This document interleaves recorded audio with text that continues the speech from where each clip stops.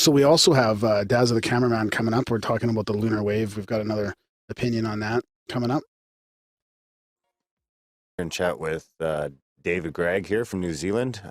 Some know him as Dazza the cameraman. Talking about some possible explanations for the lunar wave we talked about a couple of weeks ago. And I got to say, I seen the videos, and well, that's why What we got videos? in touch. Dazza's videos? Yeah, when I seen that right away, I was pretty um, Convinced? right off the bat, which is why I kind of initiated contact, because I thought after we got all the feedback on that episode, on both sides, I thought it wouldn't be. After seeing that video, I felt like I couldn't go without sharing it with the audience. You know what I mean? I couldn't keep it to myself. Right. Because if we're all on this journey together, then yeah, that's true. So thanks for coming on, Dazza the cameraman, or Dave. Thank you. Thank you for having me. So I guess maybe we just start with just a quick little bit of background about your sky watching and stuff like that. And yeah, sure. Okay. Well, I've been interested in astronomy since I was a young lad. It's about almost 40 years now. And I certainly don't have any formal qualifications in astronomy, but I'm very involved with my local astronomical society, where I'm a committee member and very involved at the observatory. So yeah, with my interest in astronomy on YouTube, that started around about 4 years ago now, after a major earthquake in Christchurch here in New Zealand. And there was a particular chap in New Zealand, Ken Ring, who makes weather predictions based on moon phases. And he was making predictions of major earthquakes based on phases of the moon. Wow. And made a major prediction of an earthquake for Christchurch on the 20th of March 2011. Which was when the supermoon event happened that year. And as a result, thousands of people left Christchurch out of fear. They'd already been through hell with the earthquakes. And that's where I really started getting into debunking. And it was through that discussion that I ended up setting up discussion and forums for debunking this sort of thing. Now, what kind of thing were you talking about back then? Like, what were you debunking back then? Well, as I say, he was making predictions of earthquakes based on the phases of the moon, particularly full moons and new moons, when, of course, the Earth, the Sun, and the Moon are pretty much in a straight line. And, it sounds like it's quite logical. It seems to make sense. We know that the Moon and the Sun, to a lesser degree, cause the ocean tides. So, therefore, it would seem logical that such alignments should cause stresses on the Earth that could trigger earthquakes. But what I did was I looked into the history of major earthquakes in New Zealand going back to about 150 years. And out of all of the major earthquakes, there are about 29 of them, which was quite convenient. Only one of them actually coincided with a full moon, and that was the 1931 Napier earthquake. All the rest of them were sort of fairly random, and in fact, what I found was, if anything, they tended not to be around the full moon and new moon, which was quite interesting, but I'm pretty sure that was just the random way that they fell. Oh, okay, I see what you mean. All right, fair enough. So then after that, you sort of got into just debunking things like that on YouTube? Yeah, that's right. It was following discussions about the earthquake predictions that I was on a Facebook forum discussing this, and I pointed out that somebody's videos that they'd uploaded, an Australian chap called the Bar Caroller, or Solar Watcher, who'd been making earthquake and planetary watch alignment videos. I looked at his work and found that, unfortunately, the astronomy software that he was using it incorrectly. He didn't have the orbits set to scale. He had them shown as all evenly spaced. Now, of course, most people know that the orbits of the planets are not evenly spaced. The inner planets are fairly close together, and the outer planets are a lot further apart, and they get further apart the further you go out. And his alignments were based on charts with the orbit shown evenly spaced, which didn't work. So I was challenged. When I pointed that out, I was challenged to prove it because people didn't believe me. So I thought, well, the easiest way to show is to make a video explaining it all, and that's what I did. And as I recall, that was my very first debunking video. So I guess let's get into the wave then. So you how did you figure out how to look at that in a different way? Okay, well, first of all, the history on that. I have a Facebook discussion page called Voices of Reason to Explain X, or VORTEX, and we encourage people to join up and post items that they're not sure about. You know, we see a lot of claims on YouTube videos and other posts online, so they can post them there, and we've got a number of people who are astronomers and people who are involved in different fields of science and different professionals, and they will give their expert opinions on things. And so I've had a number of people over the last year or so who have posted Crrow's videos on VORTEX and asked for my opinion and the opinion of others on VORTEX. And it was just under a year ago, I contacted Crrow, and he agreed to talk to me on Skype, and we talked for just under an hour.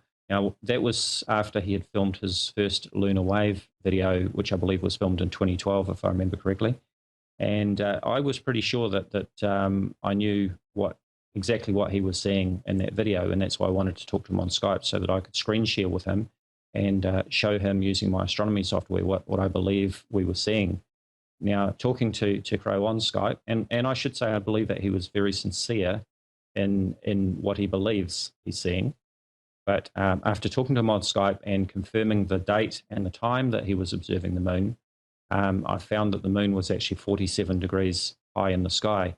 Now, it had been my belief that he was actually filming the moon when it was very low down on the horizon, just a few degrees above the horizon, where you're looking through a lot of atmosphere and you get layering effects. In fact, I have a video, a time-lapse video of a super moonrise I filmed back in 2012. Yeah, I saw that. It shows really, that layering really cool. effect. Really cool. Yeah, so you can clearly see that layering effect. But as I say, that was when the moon was very low down on the horizon. So I was convinced that that was the cause. But as I say, when I spoke to Crrow, I confirmed that the moon was actually just over halfway up in the sky. So it couldn't possibly have been that it was low down on the horizon. But that doesn't dismiss the fact that it could be an atmospheric effect by any means. Now, as it turns out, Crrow tells me that he recorded that conversation. I wasn't aware of that, but I've actually asked him to send me a full copy of that conversation so that I can bleep out any confidential private information of his and of mine, and then I would send it back to him so that he can review it and make sure what I've bleeped out is only what I should have bleeped out, and then we can both upload it to our YouTube channel so that everybody can hear it. I've asked him to do that, but unfortunately he hasn't responded to that so far. I hope he will. So the atmospheric effect. Okay, so it's not that the moon was low down on the horizon, but what else could it be? Well, I believe that it could be passing warm and cold air masses where you've got different temperature, different density of air, different humidity, and that certainly has effects on the light as it's coming through the atmosphere. Like when you're looking at an oasis in the desert kind of thing? Exactly. It's the same sort of thing. And in fact, it is exactly the same sort of thing that I filmed in my moonrise video. But the problem was with that was that the moon was so very low on the horizon. Yeah. And so, fair enough. They say, oh, well, it couldn't be that because the moon was high up in the sky. So, yeah, fair comment. So, but as I say, that doesn't mean to say that the atmospheric effects can't happen further up in the atmosphere.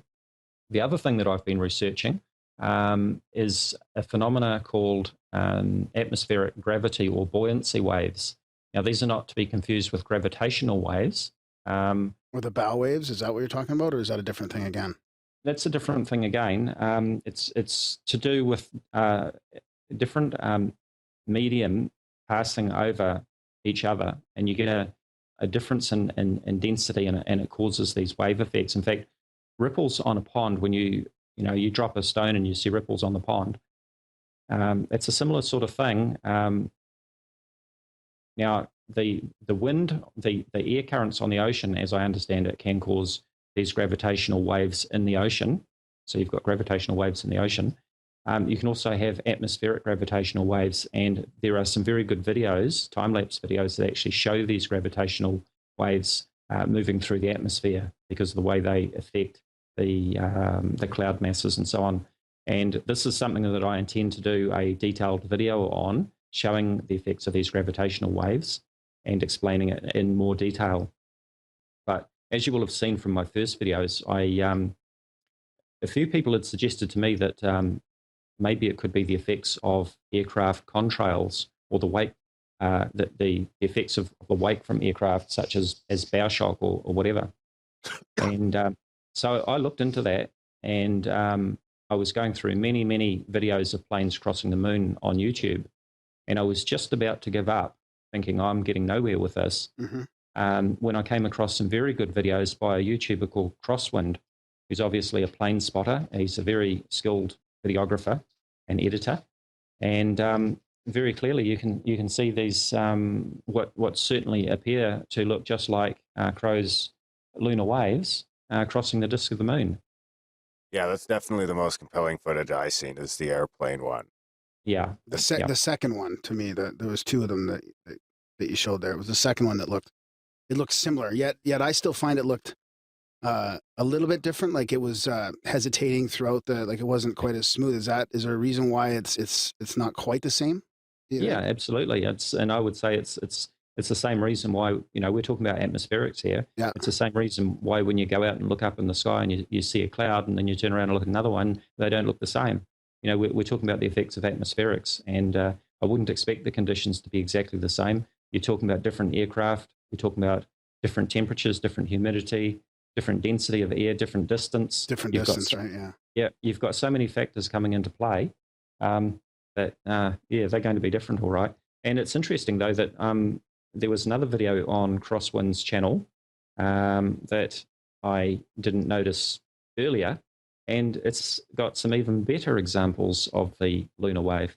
And of course, I've been in contact with Crosswind, and he's given me his permission to share these clips. In fact, he sent me 2 clips, the original clips, so that I could analyze them and use the raw videos in my analysis video. But this other video that he's got uploaded actually shows even better examples than the ones I've shown. That's aside from the one that the first one that you were talking about that shows the wave that sort of swirls all around the moon quite spectacularly. I imagine that if that clip had been sent to Crrow without the aircraft flying over, nudge, nudge, wink, wink sort of thing, it would have been accepted as being a genuine lunar wave and a spectacular glitch in the moon hologram. So what about the seasonal and the moon? This happening around the solstice, around a 3/4 moon type thing. Is that? Do you think that's a coincidence, or is it because the moon is brighter at that point? No, I think it is a coincidence, and certainly there are other so-called lunar wave events that have been filmed that were not around the equinox. I don't have the dates right in front of me, but certainly that is true.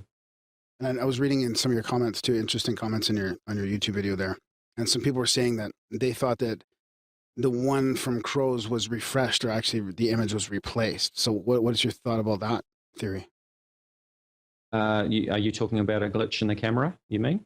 No, that the wave was actually like an image being refreshed, right? So I guess it would sort of be a refresh rate in the image. Is that what you mean? Yeah. No, I think it's no. I don't think it's that. I think the comment was more about it being a different picture of the moon, like basically being replaced. I think they were a proponent of Crrow's like hologram type theory. Okay. Well, obviously, I don't buy into the moon hologram theory at all. But you don't think that image showed it being replaced with another image then?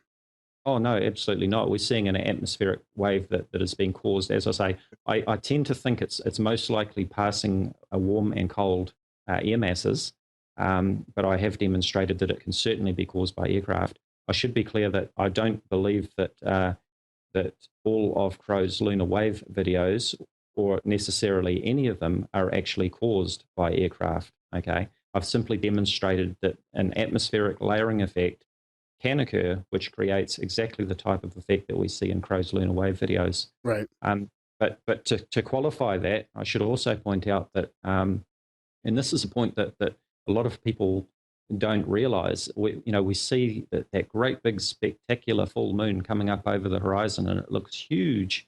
Especially if you've got buildings on the distant horizon, because it's an optical illusion. Yeah. When you've got distant scenery, it makes the moon look a lot bigger than it really is. But the moon is only half of 1 degree across. Okay. Now there's an interesting little experiment that you can do. If you take a standard 8-inch drinking straw and hold it up to your eye and use it like a telescope when the full moon is in the sky, you can actually see that great big full moon through that drinking straw. In fact, you would fit the moon in that drinking straw side by side 3 times. Okay. So when you're looking at the moon through a telescope, you're looking at an incredibly tiny little spot in the sky. And it would be extremely easy for an aircraft to fly right by the moon and leave a wake, a bow shock that would then sweep across the moon and create a lunar wave. And in fact, my good friend Astronomy Live on YouTube filmed exactly that just a few days ago. He set up to film the moon.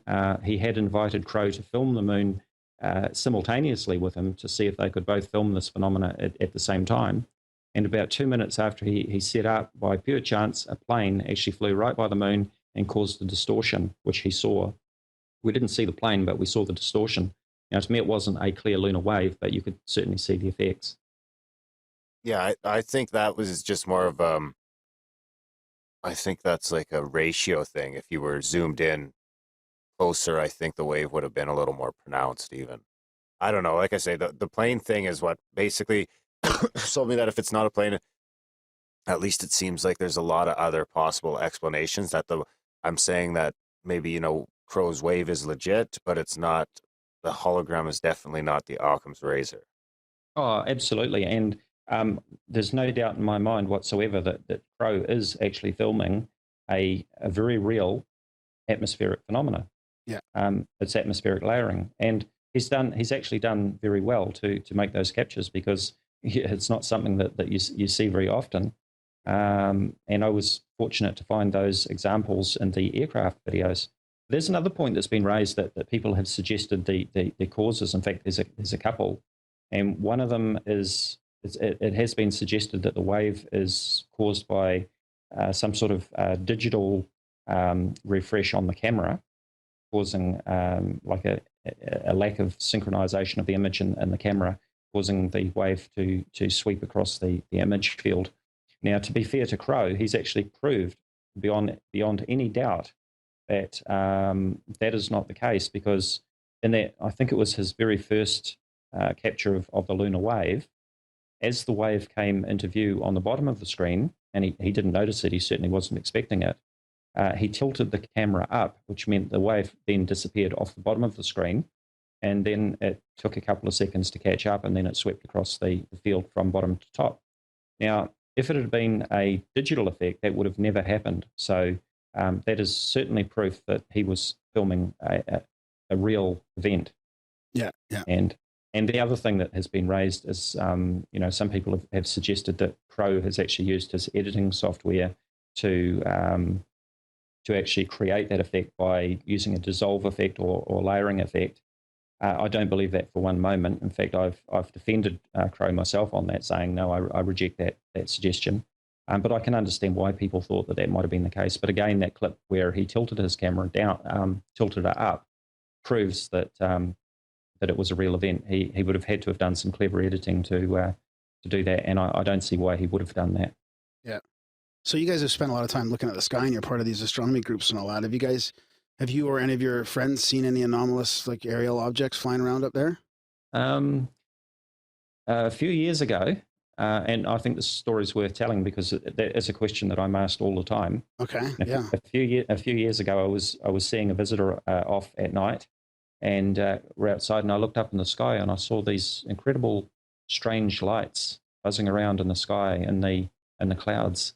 And in all my years of looking at the sky, this is probably 30 years of looking at the sky, I'd never seen anything like it. And my visitor and I looked at these lights, and I could not explain it. And to me, it looked like cars being driven around inside the clouds with their headlights on. It was truly bizarre. So the next day, being the debunker that I am, I phoned the local airport and explained what I'd seen and asked them about it. Now, next to the airport here where I live, there is an air museum, and they hold functions there. You can hire the place. And there was a private function on that night, and they were using the old air raid searchlights as part of the event. Now, the location of the air museum was on the other side of the harbour from where I lived at the time. So they were shining those searchlights up onto the backs of the clouds that I was looking at. Right, I was looking at the fronts of the cloud. They were shining them on the backs of the cloud, and I was seeing the searchlight lighting up the backs of those clouds. And for all the world, it looked like cars driving around inside the clouds. Wow. So mystery solved. And apart from that one event, no, I've never seen anything that could not be identified or explained. Or your buddies too? Nothing from them? No, I can't think of anything particular. I know that one of the guys used to be a member of the local UFO group. Yeah.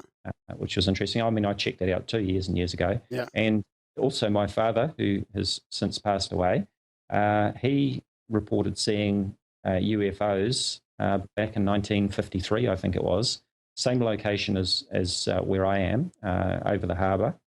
And he couldn't explain what he saw either. But from the descriptions that he gave, I sort of I wonder if he actually saw the same thing that I was seeing, and that was a searchlight being used on the clouds. Because even as an amateur astronomer, when I saw them, I could not explain them. But once the information that I was given certainly fitted with what I saw, and I have no doubt. I'm sure that some people will be saying, "Oh, well, they would tell you that story, wouldn't they? They're trying to cover up." But I've got no reason to doubt the story that I was given about the event and the searchlights and all of that. Yeah, there's a lot of legitimate explanations out there. I mean, there's Chinese lanterns and flares and searchlights in the clouds and all kinds of stuff. What do you think about a lot of the pretty strong evidence that's out there for UFOs? Do you have a strong opinion either way? Are you open-minded to it, or? Well, I am open-minded, certainly, but I think it's important to consider some facts, and that we have to remember that our nearest star, apart from the sun, of course, which is also a star, the nearest star is 4.25 light years away from us. So traveling at the speed of light, it would take 4.25 years to get here from there, or get there from here. Okay? Well, I wasn't mentioning ETH. I'm just talking, there could be all kinds of different reasons, right? It doesn't have to be ETs. Could be Black Project craft or stuff that is, not just normally flying around in the skies. Oh, yeah, sure. And I believe that some of those so-called UFO sightings, and that's really a misnomer, isn't it, UFO? Yeah, everybody jumps to the ET thing right off the bat. Yeah, and that's why I assumed that that's what you were talking about. That's why I tried to say it. Anomalous aerial phenomena, just not go right down that path so quickly. But. Right. Okay. So some of those unidentified objects have certainly turned out to be classified military aircraft. We used to hear about these flying triangles and things like that. Now, the old stealth bomber was like nothing that we'd seen before, and that was very top secret initially.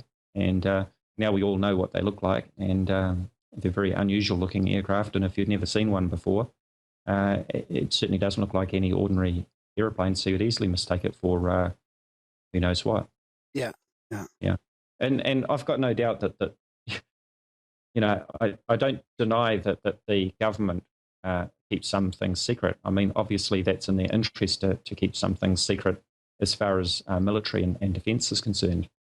So I'm sure that there are some aircraft and spacecraft that that we know very little about. What about, have you, I guess you call yourself a debunker. Have you ever found anything that you haven't been able to crack yet? Just trying to think. I mean, there are always topics that you can discuss and pick apart, but you'll never agree on or get to a undeniable conclusion on. And, topics which are very controversial, such as 9/11 and what happened with the Twin Towers. There are all sorts of aspects that you can debate and get down to the nitty-gritty and provide all sorts of evidence. And for every piece of evidence, this is what I found, is that for every bit of evidence, there's always counter evidence, Yeah. And I have discussed that. One of my videos, I debunked a video that was supposedly showed that the aircraft were holographic, or that's probably the best description for them, because in the video it appears that the wingtip of one of the planes, as it's flying in, disappears behind a building that is appears. I'll put it this way: the wingtip disappears where it shouldn't disappear. Yeah. But it's actually an optical illusion, and I explain that and demonstrate that in my video. So under that video, there has been a lot of discussion about 9/11 and whether it was a conspiracy and whether explosives were used and all that sort of thing. So, yeah. Well, what do you think about some of the the less controversial, what should I say, fringe topics or paranormal type stuff? Not even paranormal, but like consciousness being, part of your brain, or us being just sort of biological robots, that type of stuff. Like, what do you think about some of the research you're doing with, near-death experiences or lucid dreaming, out-of-body experiences, that kind of stuff? Do you ever? Well, I guess it's hard to say when it's something that you haven't experienced yourself, Yeah. But having said that, we all dream, and there's a stage of your sleep where you can actually be waking up or falling asleep, and you're halfway between conscious and sleep. I can't remember which way around the two names are, but they're called hypnagogic. Yeah. Hypnagogic, is it? Yep. And hypnopompic. Okay. So depending on whether you're waking up or whether you're going to sleep, and I have actually experienced that. I remember waking up one morning and I opened my eyes, or at least I thought I opened my eyes, and I saw this incredible 3D hologram of the universe, or the solar system, and it just looked incredible. I just couldn't believe what I was seeing. And then I blinked and it was gone. And I've got no doubt that that was simply a dream. It was that hypnagogic state that I was in as I was halfway between sleep and waking up. And of course, I'm interested in astronomy. So what do you think I'm going to dream about? Yeah, could be a little good old day residue. Yeah. Yeah. Cool. Well, we want to thank you for coming on. Is there anything else you want to say before we let you go? Well, certainly if people would like to check out further information about these videos, whether it's Crrow and the Lunar Wave or any other topics, they can check out my Facebook page, which is Voices of Reason to Explain X, VORTEX, and my YouTube channel, Dazzathecameraman. So thank you guys for hosting me. Hey, no problem. We'll link to all that in the show notes too, so people can just click on it and go to your stuff. Thank you. Thanks a lot. Keep your eyes on the skies. I hope you get to see a pretty undeniable UFO at some point. You never know. Yeah, let us know if you do, for sure. Certainly will. Okay, thanks, buddy.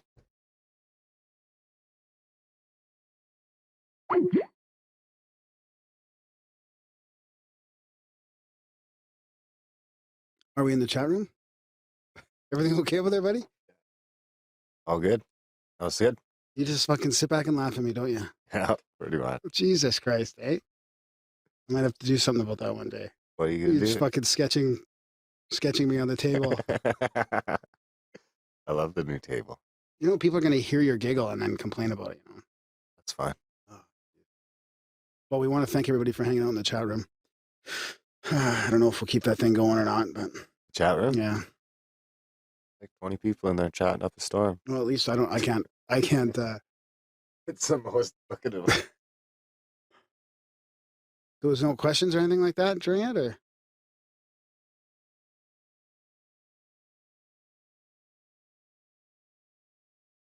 Anyways, we are dead air is never good, so. And I can't talk like Mike and Hank, so maybe we should The mouth. The sound. say goodnight, eh? Yeah, thanks for joining us, guys. Tune in next week. What's next week? Atomic Rod Adams? Is it or no, Atomic it Rod? might be, no, it's Heaven, dude. yeah, it's Garnet Schellhauser, and he's talking about messages from the other side, kind of stuff. He's had some near-death experiences, and we're going to get into that again, so looking forward to that. Big thanks to Dazza for joining us there, and I don't know, maybe talking some sense into us. What do you think? No, I don't think so. Take more than that. I think, who was it that commented in the chat room that he might be a little too down to earth for Grimerica? Yeah, a little too skeptical for my taste, but it was good to chat with him. Wanted to get his take on some of the other stuff, and I like what he's done with the Lunar Wave. I mean, it is Yeah, that was the main reason. Is that I think that's the main reason we had him on. I might have caught a few of you guys off guard, but the main reason we had him on the show is because, for me anyway, it was pretty definitive that the Lunar Wave was something other than the moon being a hologram and shit. And the episode had stirred up so much commotion that it seemed like I should share. The right thing to do. The right thing to do is kind of share where we're on our path instead of just leaving, all you guys spinning. Well, we've kind of moved on to other things. You know what I mean? Yeah. Because No, for me, yeah. for me, that kind of solves it. Like as far as everything else he's talking about, obviously I'm still open-minded about all that things, but as far as I'm concerned, the lunar wave is an atmospheric phenomenon, whether it's from a plane or something else. I don't think I ever thought it was a hologram. Let's be realistic, but Well, it's now I don't entertain it, but at the same time, like there's probably some good there, right? yeah, but I mean, Crrow's got a lot of good footage like of other it's stuff, the weird. chemtrails and the orbs and the UFOs and stuff. It's weird because it spun me around closer to chemtrails, which I was off before. Instead of Yeah, now the lunar wave's kind of gone for me, but I'm more into chemtrails because of Crrow. yeah, exactly. You know what? I got some feedback. Speaking of that, if you don't mind, right now, it's from our buddy Harold in Florida, and he was talking about our episode, and he listened to us and THC, and he's saying who knows what's really plausible, but he says, you know what? After listening to Crrow, I got my telescope out and looked at the moon for a long time, and I had not done that in years. You know what? The moon, it's really beautiful, and I don't think I ever looked at it that way before. It was no longer just the moon. It was something that I studied. I was making observations. I was trying to figure it out. Not just look at like this crater and that name and we landed there. So is Crrow right? Who could say? Maybe he's onto something or maybe he's full of shit. But he got me to look at the moon again and to really look at it. Hopefully he got others to do the same. So thank you, Crrow. Now he's saying it's fantastic that it's a controversial show, and he's like, what's the problem? It's a milestone for us. You stirred the pot up a little bit, and maybe some people question their beliefs or ideas. If everyone believed everything that you guys had on the show, then we'd be back to the problems that we have now. Getting back to the problems that we have now. Here's the truth. Believe it and don't question it. He says that's bullshit. You both said that you felt bad that you maybe didn't question Crrow a little bit. He says, no, you did fine. Your style of letting the guest talk is great. Don't change at all. Your show is an entity all to itself. Just remember the saying, love me, hate me, at least you know me. We know Grimerica. Keep up the good work. Kind words from our buddy Harold. He's going to sent us spam, right? Yeah. Spam is right up on your shelf there. I'm starving too. Still good for another year. So yeah, thanks. Thanks. That's just it. That's kind of one thing I wanted to address. Is that's one thing that we definitely try not to do here is argue with any guests. Or that's not what we're here for. We're gonna be respectful. Let them talk about whatever they want to talk about, and entertain it, and leave it up to the listener to decide. And I mean, most of the stuff we are fairly on board with. Graham's on board with everything all the time. No, but we've had a couple people say that they like the style of us letting the people talk. So even when we had Daz on here, right? I'm not gonna, I'm gonna let him talk, let us say his thing. I might not agree with everything he says, but it was only agreeing. Okay, guys, welcome back to the Grimerica Show. So we also have Dazzathecameraman coming up. We're talking about the lunar wave. We've got another opinion on that coming up. We're in chat with David Gregg here from New Zealand.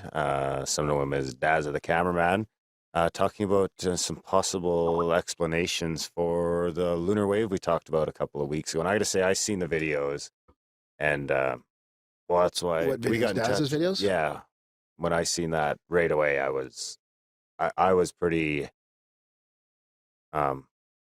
convinced right off the bat, which is why I kind of initiated contact, because I thought after we got all the feedback on that episode, on both sides, I thought it wouldn't be. After seeing that video, I felt like I couldn't go without sharing it with the audience. You know what I mean? I couldn't keep it to myself. Right. Because if we're all on this journey together, then yeah, that's true. So thanks for coming on, Dazzathecameraman, or Dave. Thank you for having me. So I guess maybe we just start with just a quick little bit of background about your sky watching and stuff like that. And yeah, sure. Okay. Well, I've been interested in astronomy since I was a young lad. It's about almost 40 years now.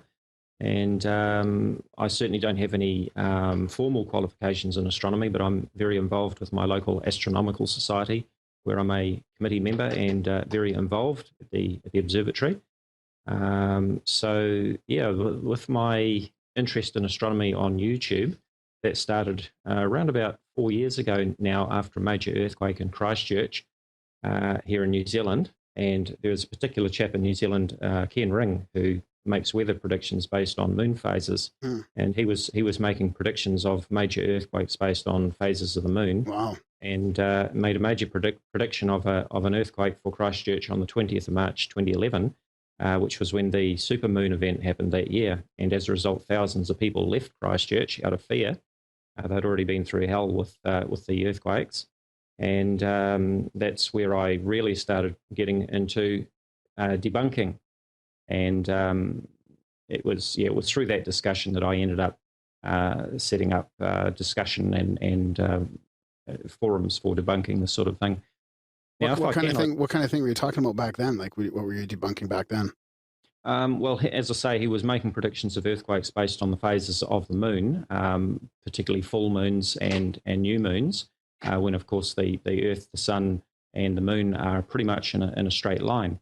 And, it sounds like it's quite logical. It seems to make sense. We know that the Moon and the Sun, to a lesser degree, cause the ocean tides. So, therefore, it would seem logical that such alignments should cause stresses on the Earth that could trigger earthquakes. But what I did was I looked into the history of major earthquakes in New Zealand going back to about 150 years. And out of all of the major earthquakes, there are about 29 of them, which was quite convenient. Only one of them actually coincided with a full moon, and that was the 1931 Napier earthquake. All the rest of them were sort of fairly random, and in fact, what I found was, if anything, they tended not to be around the full moon and new moon, which was quite interesting, but I'm pretty sure that was just the random way that they fell. Oh, okay, I see what you mean. All right, fair enough. So then after that, you sort of got into just debunking things like that on YouTube? Yeah, that's right. It was following discussions about the earthquake predictions that I was on a Facebook forum discussing this, and I pointed out that somebody's videos